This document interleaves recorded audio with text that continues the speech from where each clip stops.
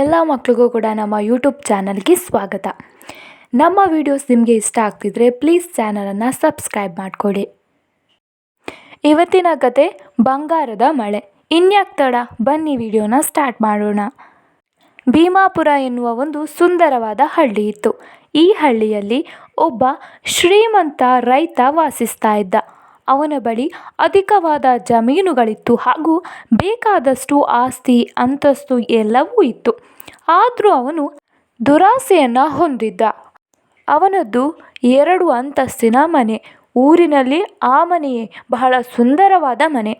ಆದರೆ ಅವನ ಮನೆಯ ಮುಂದೆ ಒಂದು ಗುಡಿಸಲಿನಲ್ಲಿ ಇಬ್ಬರು ಗಂಡ ಹೆಂಡತಿ ವಾಸಿಸ್ತಾ ಇದ್ರು. ಇದರಿಂದ ಅವನಿಗೆ ತುಂಬ ಕಿರಿಕಿರಿ ಉಂಟಾಗ್ತಿತ್ತು.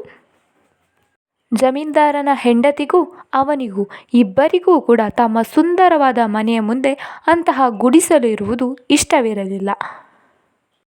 ಹೀಗೆ ದಿನ ಕಳೀತಾ ಒಮ್ಮೆ ಜಮೀನ್ದಾರ ಹಾಗೂ ಅವನ ಹೆಂಡತಿ ಇಬ್ಬರೂ ಕೂಡ ತೋಟದ ಕಡೆಗೆ ಹೋಗಿರ್ತಾರೆ. ಅವರಿಬ್ಬರು ಆಕಾಶದಲ್ಲಿ ಒಬ್ಬ ದೇವದೂತ ಹೋಗ್ತಾ ಇರುವುದನ್ನು ಗಮನಿಸ್ತಾರೆ. ಅವನನ್ನು ತಡೆದು ನಿಲ್ಲಿಸ್ತಾರೆ ಹಾಗೂ ಶ್ರೀಮಂತನ ಹೆಂಡತಿ ಆ ದೇವದೂತನ ಬಳಿಯಲ್ಲಿ ಕೇಳ್ತಾಳೆ, ನೀನು ಒಬ್ಬರಿಗೆ ಒಂದು ನ್ಯಾಯ ಇನ್ನೊಬ್ಬರಿಗೆ ಇನ್ನೊಂದು ನ್ಯಾಯ ಮಾಡುವುದು ಸರಿಯೇ ದೇವ? ನಮಗೆ ಅಂತಸ್ತಿನ ಮನೆ ಕೊಟ್ಟಿದ್ದೀಯ, ಆದರೆ ನಮ್ಮ ಮನೆಯ ಮುಂದೆ ಜನರು ಗುಡಿಸಲಿನಲ್ಲಿ ವಾಸವಿದ್ದಾರೆ. ಅವರನ್ನು ಕೂಡ ನೀನು ಶ್ರೀಮಂತರನ್ನಾಗಿಸಬಹುದಲ್ವಾ ಅಂತ ಅವಳು ಕೇಳ್ತಾಳೆ. ಅದಕ್ಕೆ ಆ ದೇವದೂತ, ಖಂಡಿತ ತಾಯಿ, ಅವರನ್ನು ಶ್ರೀಮಂತರನ್ನಾಗಿಸುತ್ತೇನೆ. ಇವತ್ತು ಅವರ ಗುಡಿಸಲಿಗೆ ಬಂಗಾರದ ಮಳೆಯಾಗಲಿದೆ ಅಂತ ಹೇಳಿ ಅಲ್ಲಿಂದ ಮಾಯವಾಗ್ತಾನೆ. ತಕ್ಷಣವೇ ಆ ಶ್ರೀಮಂತ ರೈತ ತನ್ನ ಹೆಂಡತಿಗೆ ಬೈಯುತ್ತಾನೆ, ನೀನು ಯಾವ ಕೆಲಸವನ್ನು ಮಾಡಿದ್ದೀಯಾ?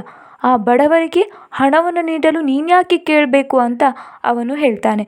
ಆಗ ಅವನ ಹೆಂಡತಿ, ನಾನು ಮಾಡಿದ ಉಪಾಯ ಸರಿಯಾಗಿಯೇ ಇದೆ. ಇಂದು ಬಂಗಾರದ ಮಳೆಯಾಗುವ ವಿಷಯ ನಮಗೆ ಬಿಟ್ಟು ಯಾರಿಗೂ ತಿಳಿದಿಲ್ಲ. ನೀವು ಈಗಲೇ ಹೋಗಿ ಆ ರೈತನ ಮನೆಯನ್ನು ಖರೀದಿಸಿ, ನಮಗೆ ಬಂಗಾರದ ಮಳೆ ದೊರೆಯುತ್ತದೆ. ಬಂಗಾರದ ಮಳೆಗಾಗಿ ಆ ಗುಡಿಸಲನ್ನು ಖರೀದಿಸಲು ಅವರಿಬ್ಬರು ಮುಂದಾಗ್ತಾರೆ. ತಕ್ಷಣವೇ ಆ ಶ್ರೀಮಂತ ರೈತ ಬಡವನ ಮನೆಗೆ ಹೋಗಿ ಗುಡಿಸಲನ್ನು ತನಗೆ ಕೊಡುವಂತೆ ಕೇಳ್ಕೊಳ್ತಾನೆ. ಅವನು ಒಪ್ಪದೇ ಇದ್ದಾಗ ಅವನಿಗೆ 3 ಮೂಟೆ ಚಿನ್ನದ ನಾಣ್ಯವನ್ನು ಕೊಡ್ತಾನೆ. ಬಡ ರೈತನಿಗೆ ಸಂತೋಷವಾಗುತ್ತೆ ಹಾಗೂ ಅವನು ಅದನ್ನು ತೆಗೆದುಕೊಂಡು ಊರನ್ನು ಬಿಡ್ತಾನೆ. ರಾತ್ರಿ ಇಡೀ ಆ ಗುಡಿಸಲಿನ ಮುಂದೆ ಕಣ್ಣಿಗೆ ಎಣ್ಣೆ ಬಿಟ್ಟು ಕಾದ್ರೂ ಕೂಡ ಬಂಗಾರದ ಮಳೆಯೇ ಆಗಲಿಲ್ಲ.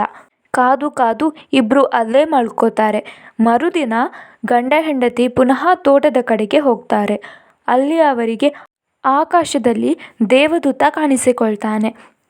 ಶ್ರೀಮಂತನ ಹೆಂಡತಿ, ದೇವ, ನೀವು ಆ ಗುಡಿಸಲಿಗೆ ಬಂಗಾರದ ಮಳೆಯನ್ನು ಸುರಿಸ್ತೀರಿ ಅಂತ ಹೇಳಿದ್ರಿ, ಆದರೆ ಯಾವ ಬದಲಾವಣೆಯೂ ಆಗಲಿಲ್ಲ. ಆ ಗುಡಿಸಲು ಹಾಗೇ ಇದೆ ಅಂತ ಹೇಳ್ತಾಳೆ. ನಾನು ಹೇಳಿದ ಅರ್ಥ ಬಂಗಾರದ ಮಳೆಯನ್ನು ಗುಡಿಸಲಿನ ಮೇಲೆ ಸುರಿಸುತ್ತೇನೆಂದಲ್ಲ, ಆ ಗುಡಿಸಲಿನ ಯಜಮಾನನಿಗೆ ಹಣವನ್ನು ತಲುಪಿಸುತ್ತೇನೆಂದು. ಅದು ಈಗಾಗಲೇ ಸಿಕ್ಕಿದೆ ಅವನಿಗೆ. ಎಷ್ಟು ಹಣವಿದ್ದರೂ ಕೂಡ ನೀವು ನಿಮ್ಮ ದುರಾಸೆಯನ್ನು ಬಿಟ್ಟಿಲ್ಲ.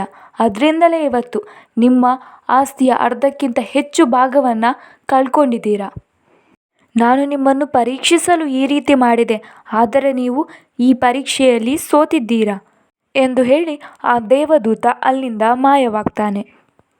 ಗಂಡ ಹೆಂಡತಿ ಇಬ್ಬರೂ ಕೂಡ ತಮ್ಮ ಬಗ್ಗೆ ತಾವೇ ಬೇಸರವನ್ನು ವ್ಯಕ್ತಪಡಿಸ್ಕೊಳ್ತಾರೆ ಹಾಗೂ ಅತಿ ಆಸೆ ಗತಿಗೇಡು ಅನ್ನುವ ಪಾಠವನ್ನು ಕಲಿತಾರೆ.